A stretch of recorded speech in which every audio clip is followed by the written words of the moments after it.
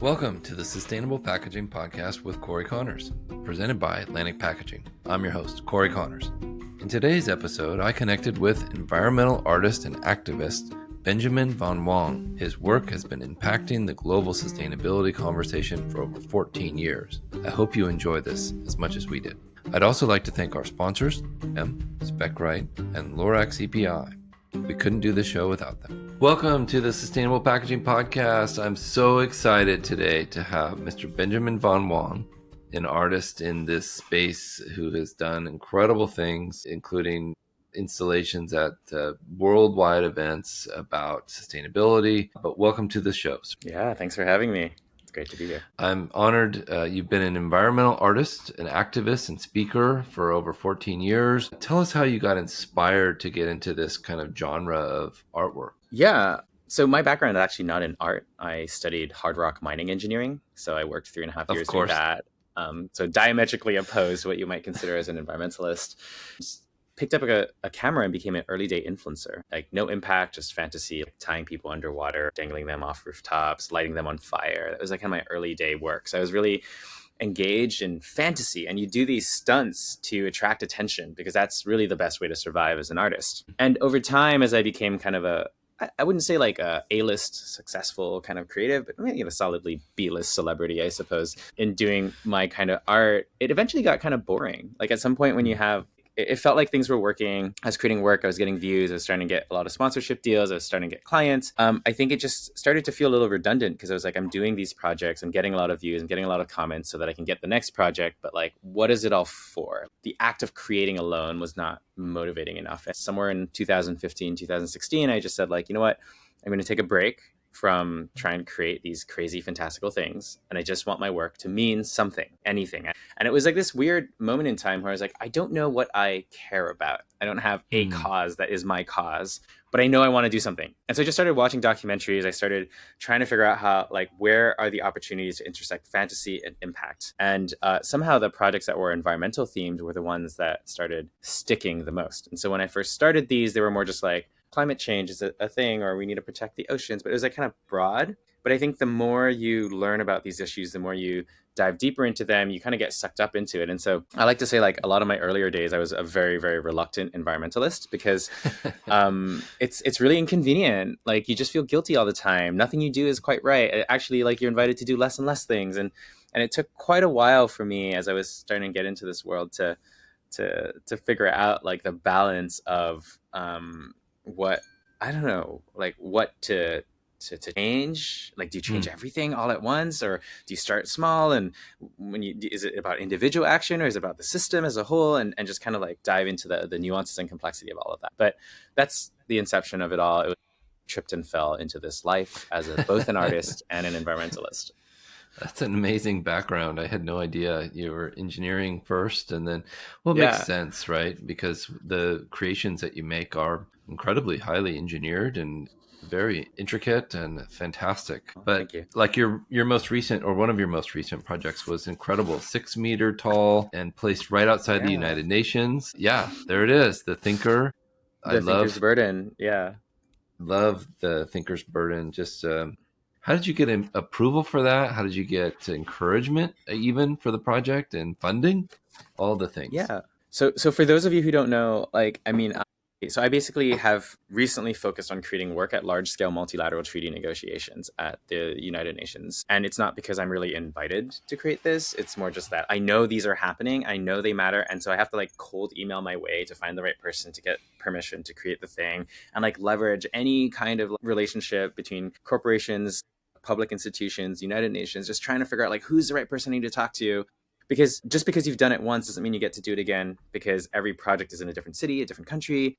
It's different collaboration, different subset of policies and interests. And so I don't always get to do the art. But once in a while, I get lucky. And this last piece that I created, a 6 meter tall sculptural remix of Rodin's The Thinker. It's a crushed plastic bottle in one hand, baby in the other, sitting on top of Mother Earth. And each and every single day that went by in the treaty negotiations, we just drowned the art installation in more and more plastics until the whole, like, Mother Earth was drowning. Thinker was kind of covered in plastics. And it was just so symbolic of how, you know, by the end of the treaty negotiations, how humanity was unable to respond despite the evidence right in front of us that that there is a problem. We need to address this, and it's urgent. And so for those of you who don't know, like the Global Plastics Treaty negotiations did not go through.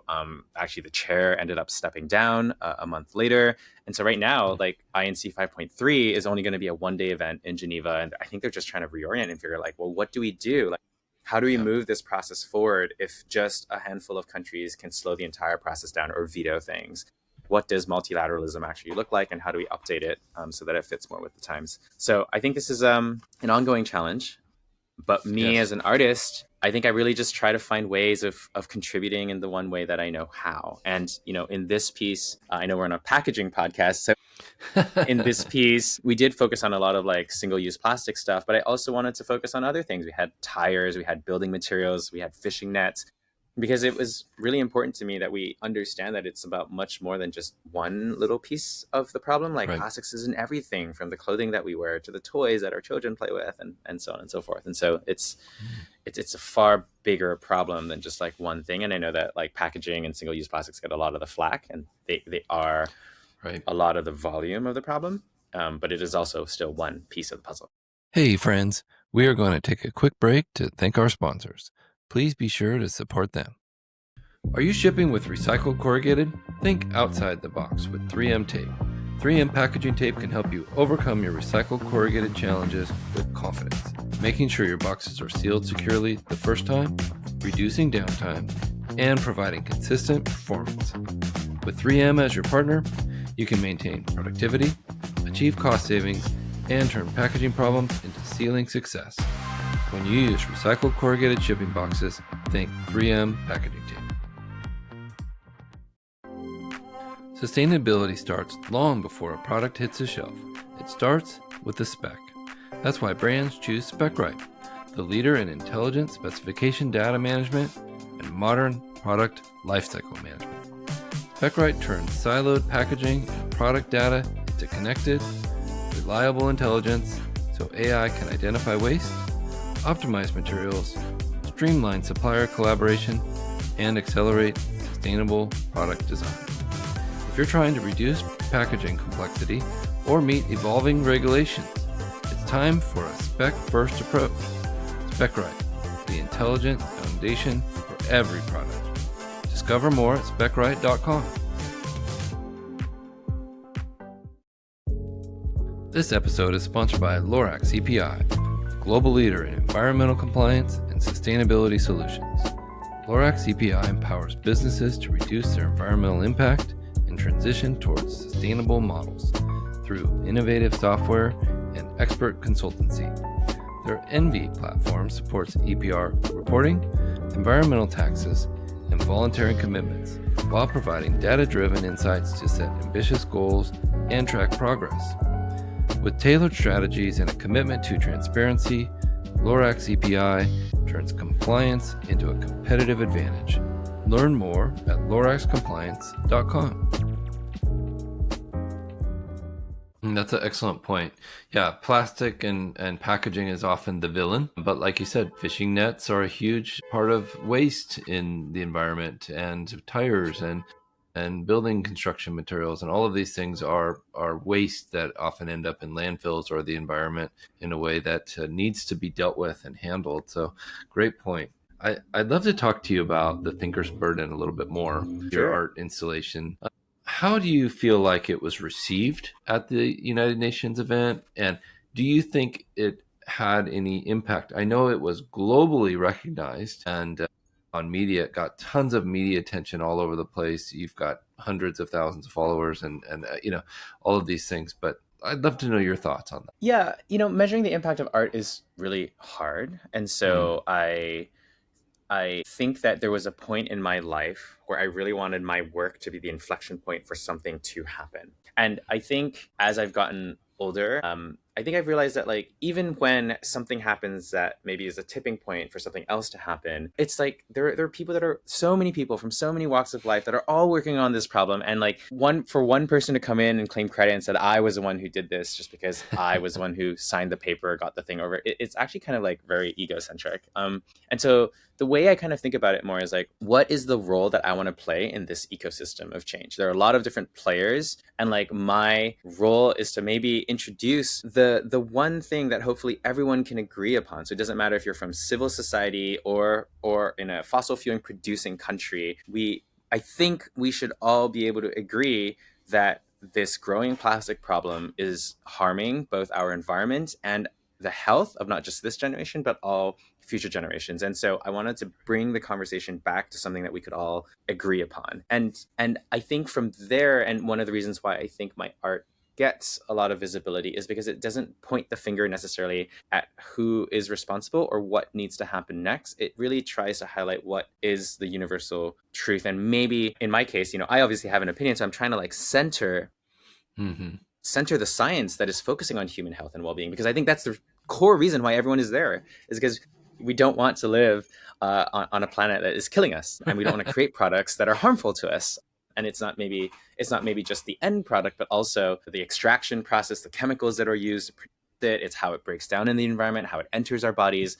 And while there's, the skeptics might say that the science is still not quite clear whether like what the impacts of microplastics in our body actually is, because there's too many factors. I'm like, I think we can all probably guess that microplastics in our body is probably not a good thing, right? And so like, applying the precautionary principle into this seems to be helpful. And so to really answer your question though, I mean, at the end of the day, this piece, because it's placed at the right place at the right time in front of the right people, I think ends up being a common thing that we can all recognize. So one, I think it helps mark the passage of time. So instead of using just stock images or otherwise, like it becomes like a defining, like, oh, this was the theme of this conference. It helps us center a conversation. So I think in some ways I'm trying to nudge the conversation towards human health and well-being. And because it gets so widely utilized by basically anyone, whether they're a government official, nonprofit, a for-profit. Like I think Unilever used my images. People that go and they stand in front of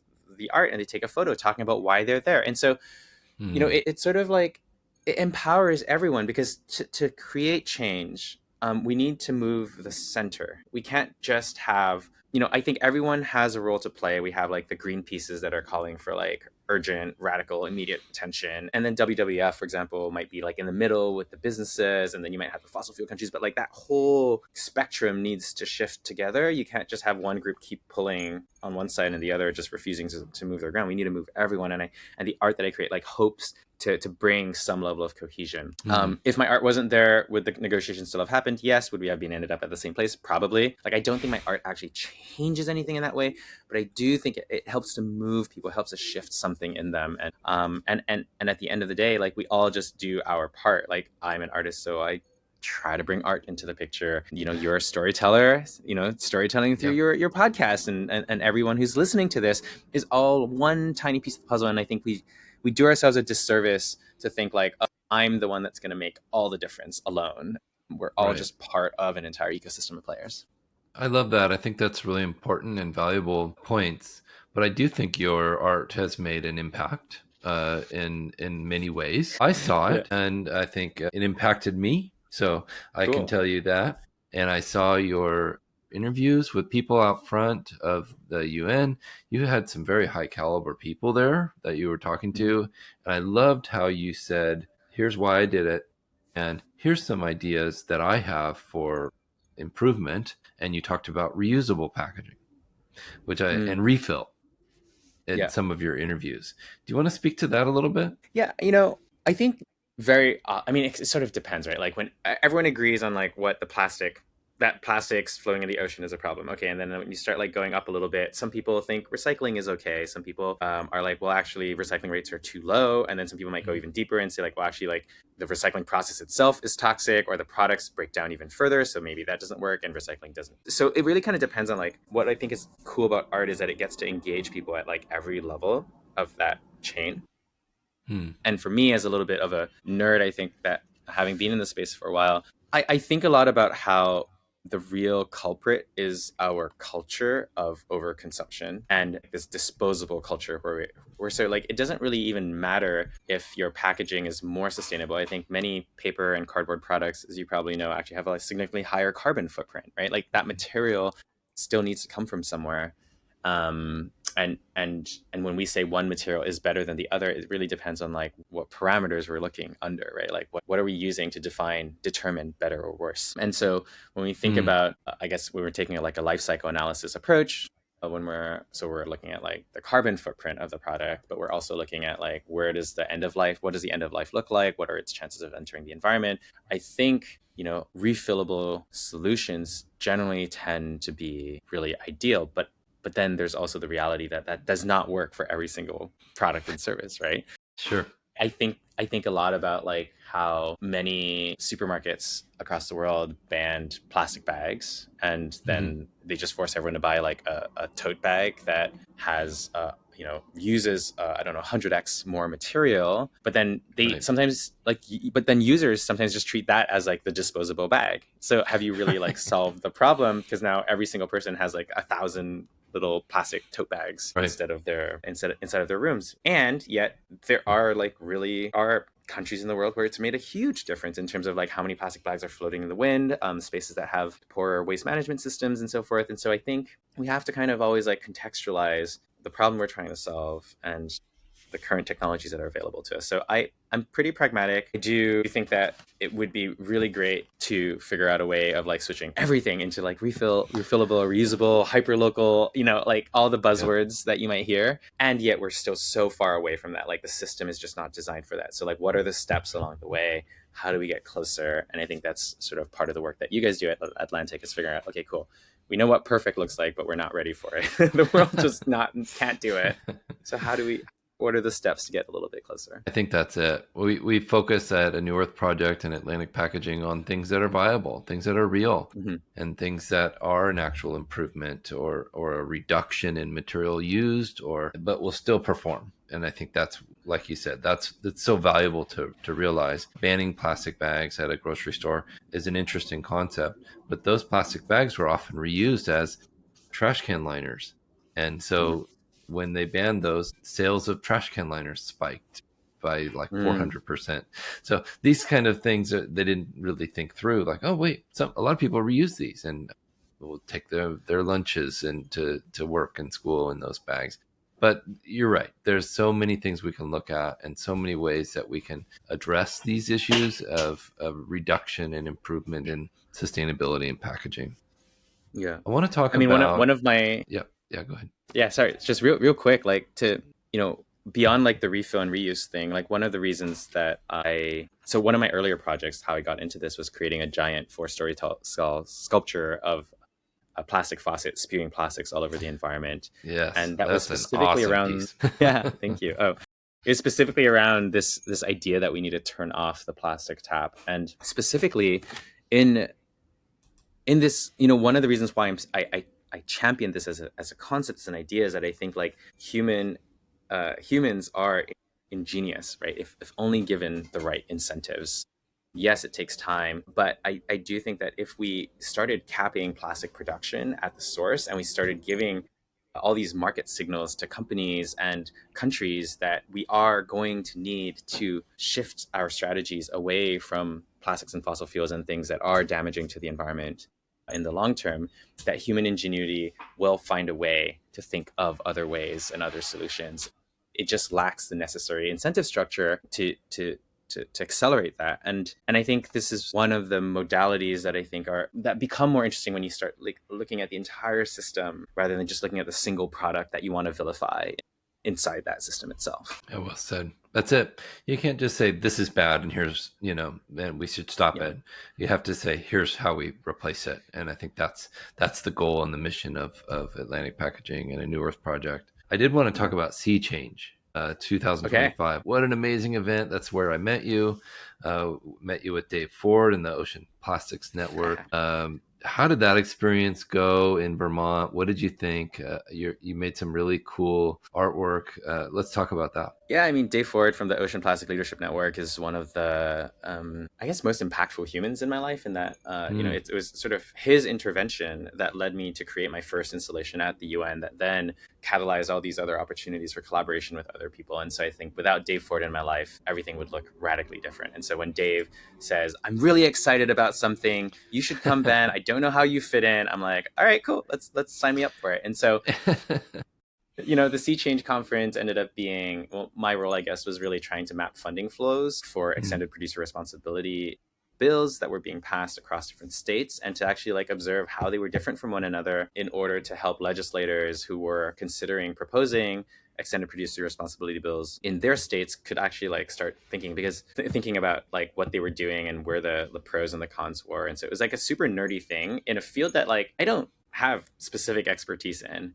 But Dave came to me and was just like, "Ben, we have this complex thing. It's really weird. How might you create some kind of an experience or visualization that could be interesting for our legislators? We have an hour." And I'm like, "Well, it's not, I don't know.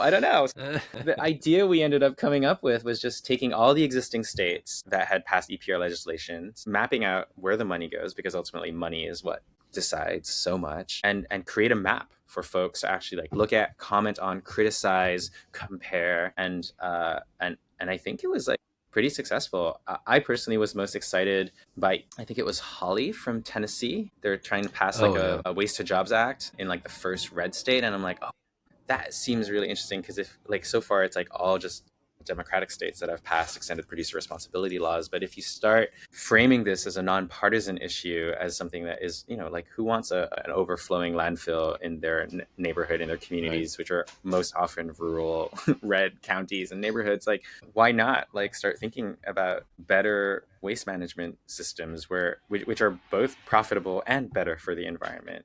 This is a problem that's not going anywhere, at least not anytime soon, either at the federal level or at the global level. So it comes down to the cities and the counties, the smaller states that can get these programs up and running, and with a full understanding that they're not perfect, but they're definitely better than what we currently have. Right. Senator Heidi Campbell. Oh, Heidi.